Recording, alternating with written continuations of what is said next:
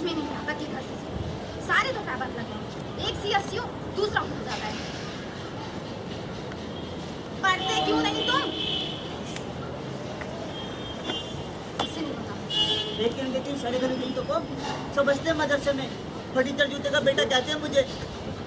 हंसता तो सारा बगदाद है तुम्हारे बाप पे, पर वो मुझे छोड़ सकता है, इन जूतों को नहीं। क्यों? ऐसे क्या है जूतों में मम्मी? बाजार में तो नहीं मिलते क्या? मुकद्दर के जूते हैं ये। मुकद्दर के जूते? हाँ, यही कहता है तुम्हारा बाप। कहता है किस्मत चमक गई जब से ये जूते मिले। अच्छा, कब खरीदा पुणे ने? खरीदा? बेवकूफ समझते हो क्या अपने बाप को? मेरा शौहर है वो। खरीदा होता तो उसे मैं अपना शौहर बनाती क्या? जो चीज मुफ्त में मिल जाए उसे खरीदे क्यों भला? किसने दिया तुमको? देता कौन? अपनी अकल से हासिल किए। वैसे जूते मिलते हैं अम्मी? हाँ, क्यों नहीं? तभी तो कहती हूँ पढ़ा कर तू। तेरे अबू के पास तो सिर्फ अकल थी, तो ये जूते मिले। पढ़ाई भी होगी साथ में तो नरम जरी के काम वाली जूतियाँ मिलेंगी। कैसे मिल सकते हैं अम्मी? पढ़ तू, देखती हूँ अगर बन जाए तो। नहीं, पहले बताओ। तेरा बाप आए तो पूछ लियो उससे। नहीं अम्मी, तुम बताओ। मैं क्यों बताऊँ? जूते खाए वही बताए। देखा है पुणे? क्यों? यही कायदा है अपने शहर का। किसी को जूते मारे जाए तो उसी के हो जाते हैं। और किसने मारे मुझे जूते? मारता कौन?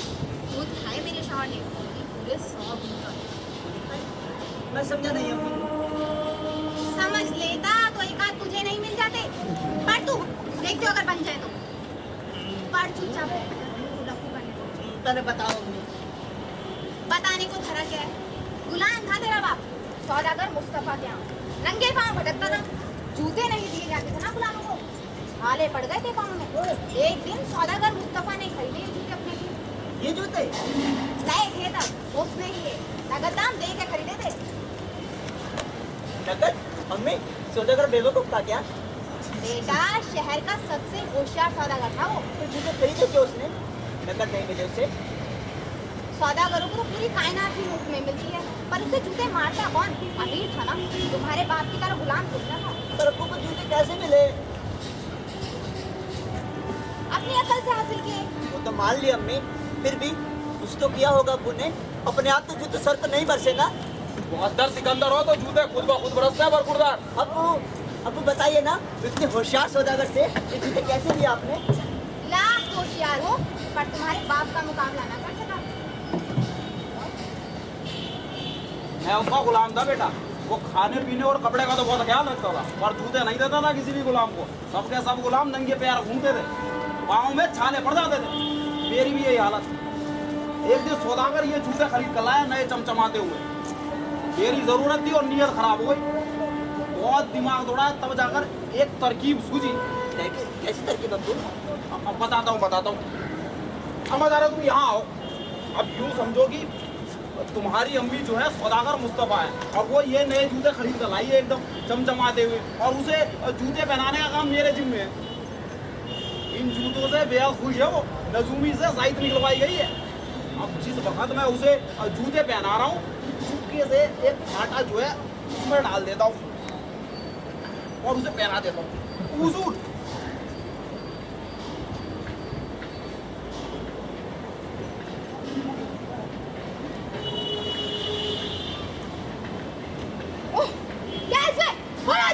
हुजूर,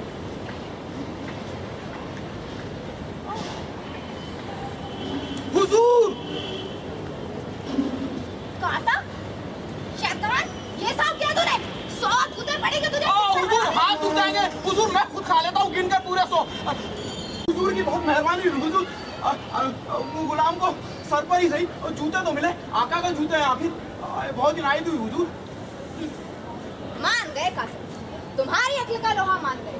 गुलामों में ऐसी अक्ल कहाँ मिलती है? तुम्हारी इसी दानिशमंदी ने हमारी तबीयत खुश कर दी, और इसी खुशी में हम सुलेखा को तुम्हें देते हैं। याद रहे, गुलाम के पेट से ही सही, मगर हमारी बेटी। जाओ, आज से तुम दोनों आजाद हुए। मेरे मालिक का जूता मुकद्दर मेरा, मेरे सर पे पड़ा ये सिकंदर मेरा। मेरे मालिक का जूता मुकद्दर मेरा। सर चिल्लाता ये जूता खाकर भी खुश हो ना?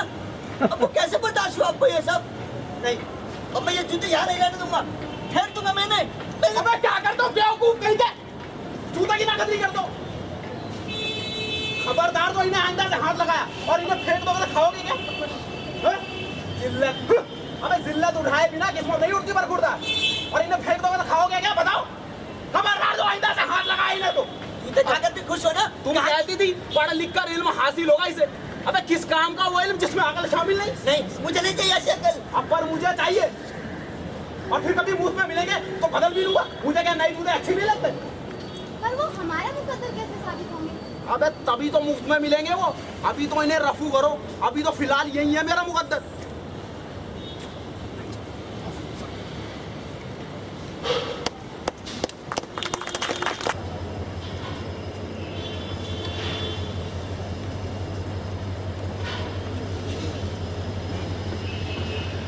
फरियादी कौन है?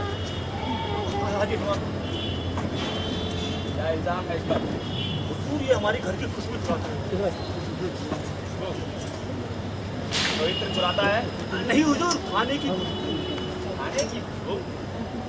खुल के बताओ चलो। अरे हुजूर, दरअसल मामला यह है कि ये शख्स मेरा पड़ोसी है और जब भी मेरे घर खाना बनता है मुझे इसे सूंघ कर देता है।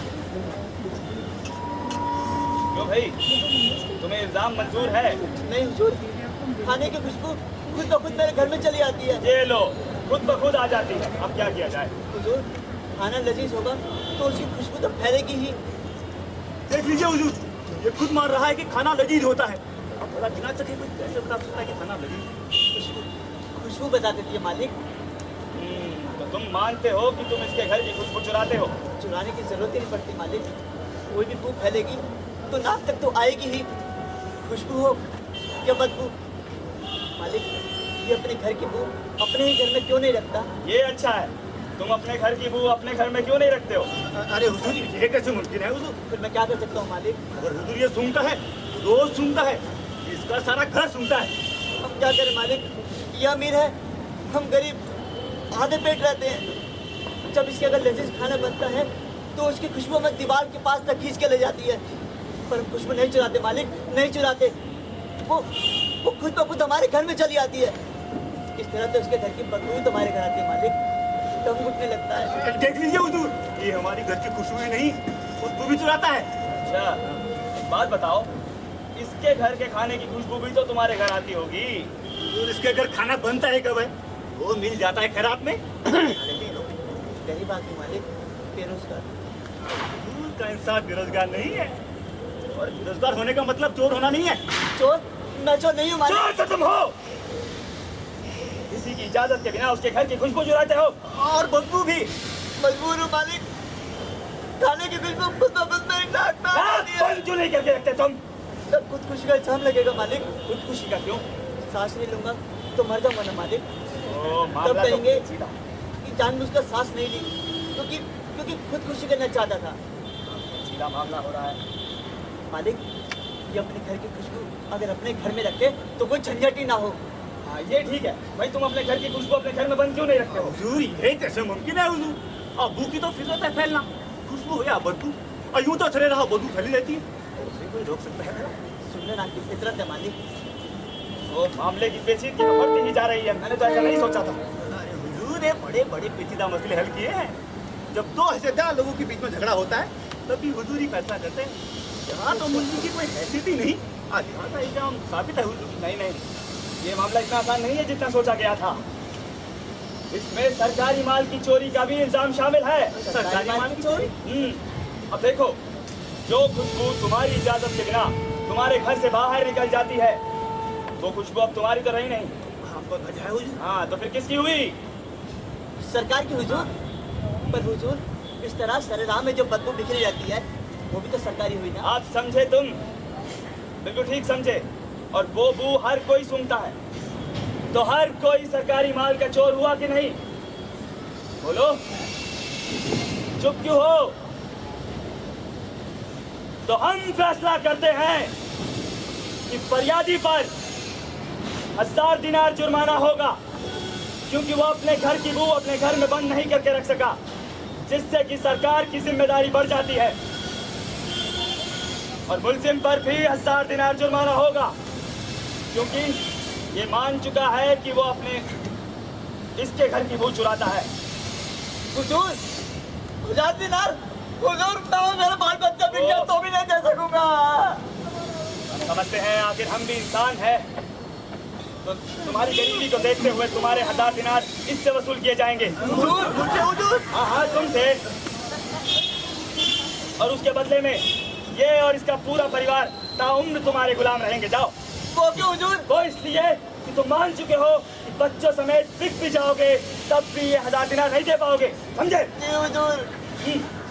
तो हम तुम्हारी कोई कम कीमत थोड़ा लगा रहे हैं। तो इंसानियत के मद्देनजर रखते हुए हम समझते हैं कि 1000 दिनार जुर्माना देने में तुम्हें कोई खास मुसीबत नहीं आएगी। हाँ हाँ हुजूर, क्यों नहीं? ऐसे इंसाफ पे तो ये 100 दिनार कुर्बान हुजूर। 100 नहीं 1000, बार बोल रहे हो तुम। हुजूर, इस तरह तो बदबू हर कोई सुनता है, तो हर कोई सरकारी माल का चोरी हुआ कि नहीं? तो तुमने क्या सोचा हमारे पास कोई इसका वो नहीं है, तोड़ नहीं है? इसका भी तोड़ है। सरे राह चलने वाला हर व्यक्ति अब महसूल अदा करेगा सरकारी बू सूंघने के लिए। इसमें अमीर गरीब छोटा बड़ा कुछ नहीं देखा जाएगा। इंसाफ की नजर में सब बराबर होंगे। हुजूर का फैसला इंसाफ की बेहतरीन मिसाल है। क्यों भाई, तुम्हें कोई ऐतराज? गरीब आदमी मालिक, अपने ऐतराज की हैसियत जानता हूँ। बिल्कुल, एक अच्छा गुलाम कानून का पाबंद होता है, इसीलिए वो एक अच्छा शहरी भी माना जाता है। बस तुम लोग जा सकते हो।